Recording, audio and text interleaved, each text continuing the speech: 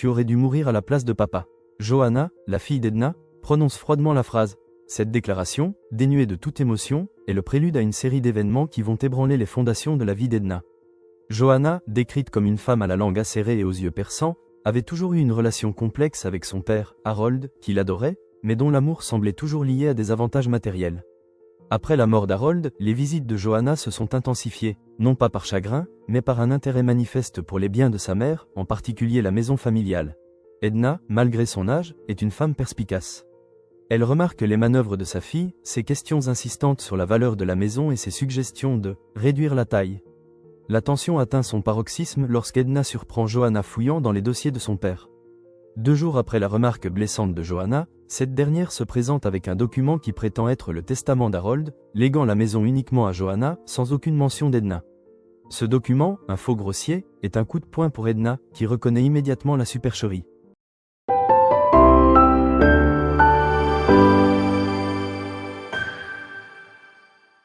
Elle se souvient parfaitement du véritable testament, rédigé 10 ans plus tôt, qui stipulait que tous les biens revenaient d'abord à elle, puis, après son décès, étaient partagés entre Johanna et sa petite-fille, Grace. Loin de se laisser abattre par cette trahison, Edna puise dans une force insoupçonnée. Elle contacte Martin Ellery, un vieil ami d'Harold et notaire à la retraite, qui avait authentifié le testament original. Martin, indigné par la falsification, confirme qu'il s'agit d'un faux flagrant, soulignant les erreurs grossières dans les signatures des témoins et la date, Harold étant hospitalisé et incapable de signer à ce moment-là. Cette confirmation renforce la détermination d'Edna à se battre pour ce qui lui revient de droit. Dans sa quête de justice, Edna se tourne vers sa petite-fille, Grace, une jeune femme de 26 ans travaillant comme paradjuriste à Chicago. Grace, dont la voix est une source de réconfort pour Edna, se montre immédiatement solidaire et offre son aide. Ce soutien inconditionnel de Grace est un pilier essentiel pour Edna, lui rappelant qu'elle n'est pas seule dans ce combat. Edna consulte ensuite Linda Moreau, son avocate de longue date, qui confirme la gravité de la situation. La falsification de testament est non seulement une affaire civile, mais aussi criminelle. Bien qu'Edna ne souhaite pas envoyer sa fille en prison, elle est déterminée à la faire cesser. Linda lui conseille de sécuriser ses biens, de changer les serrures et de geler les comptes bancaires pour empêcher toute tentative d'accès par Johanna. La réaction de Johanna à la mise en demeure de l'avocate d'Edna est immédiate et virulente. Elle accuse sa mère de perdre la tête, de ne plus se souvenir des choses correctement, tentant de la discréditer en raison de son âge. Cependant, Edna, armée de preuves irréfutables et de sa mémoire intacte, ne se laisse pas intimider. Elle confronte Johanna avec la vérité sur le faux testament, les registres du notaire et les dossiers médicaux d'Harold qui prouvent son incapacité à signer le document à la date prétendue par Johanna. La confrontation est brutale, Johanna se retranchant derrière des accusations d'influence indue, une tactique courante mais infondée. Edna, malgré la douleur de cette confrontation avec sa propre fille, reste inébranlable. Elle déclare clairement qu'elle choisit la vérité plutôt que le vol, et la dignité plutôt que la tromperie. Johanna, furieuse, quitte la maison en proférant des menaces, mais Edna sait que la vraie bataille ne fait que commencer. Le silence qui suit le départ de Johanna est lourd, mais Edna est prête.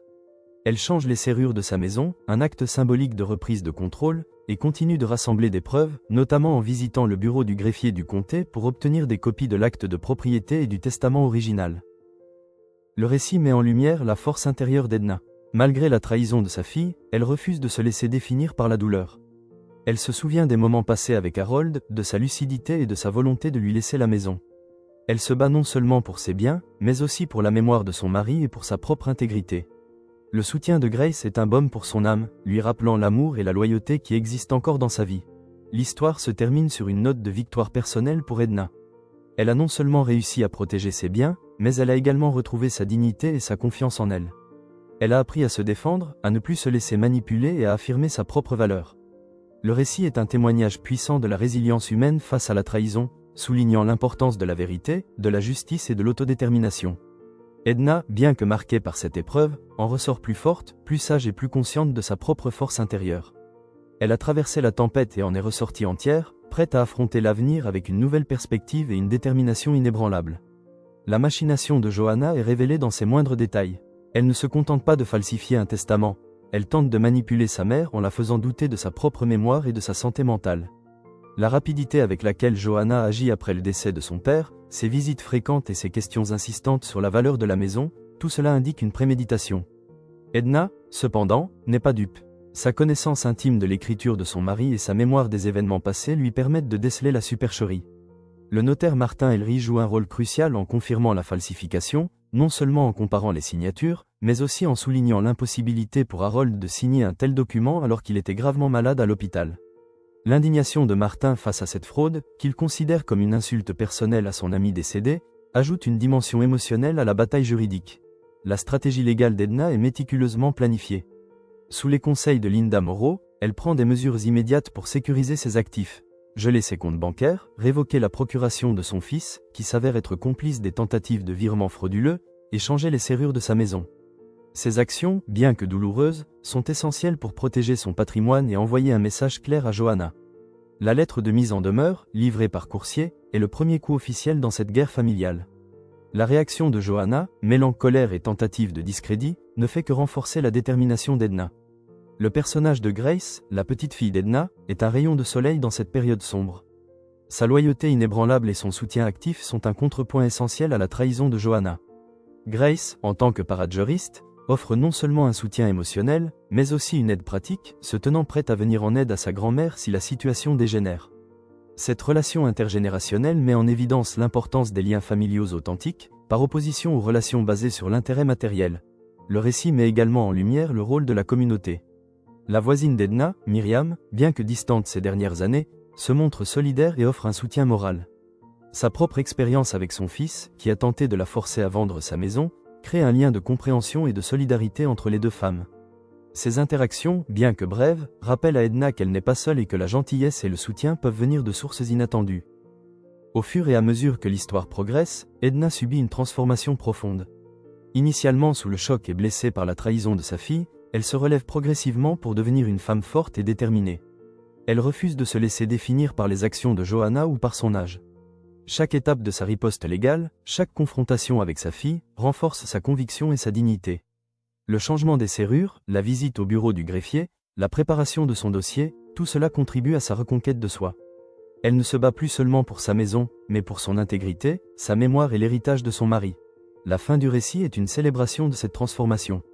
Edna, assise sur son porche, savourant son café, réalise qu'elle a créé sa propre place dans le monde, une place solide et inébranlable. Elle n'a plus besoin de se battre pour sa valeur, elle la possède intrinsèquement. Le téléphone sonne, c'est Lucie, sa petite fille, qui s'inquiète pour elle. La réponse d'Edna, « Oui, ma chérie, je vais très bien », est un témoignage de sa nouvelle force et de sa paix intérieure. Le récit se termine sur une note d'espoir, suggérant que ce n'est pas une fin, mais un nouveau commencement pour Edna, un commencement qu'elle a choisi et qu'elle contrôle. C'est un puissant message sur la résilience, la dignité et la capacité de se reconstruire après une trahison profonde. Le texte suggère que les motivations de Johanna sont profondément enracinées dans une relation complexe avec son père, Harold. Bien qu'il l'adorait, l'amour qu'il lui portait semblait toujours conditionné par des aspects matériels, ce qui a pu créer chez Johanna une perception déformée de l'affection et de la valeur. Son empressement à s'approprier la maison après le décès de son père, et sa tentative de manipuler sa mère, révèlent une soif de contrôle et une incapacité à gérer la perte autrement que par l'acquisition matérielle. La phrase initiale de Johanna, « Tu aurais dû mourir à la place de papa », bien que choquante, peut être interprétée comme l'expression d'une douleur non résolue et d'une jalousie envers la relation profonde et authentique qu'Edna partageait avec Harold. Johanna semble incapable de comprendre la valeur sentimentale de la maison pour Edna, la considérant uniquement comme un bien monétaire. Cette divergence de perception est au cœur du conflit, illustrant comment des liens familiaux peuvent être corrompus par l'argent et le ressentiment.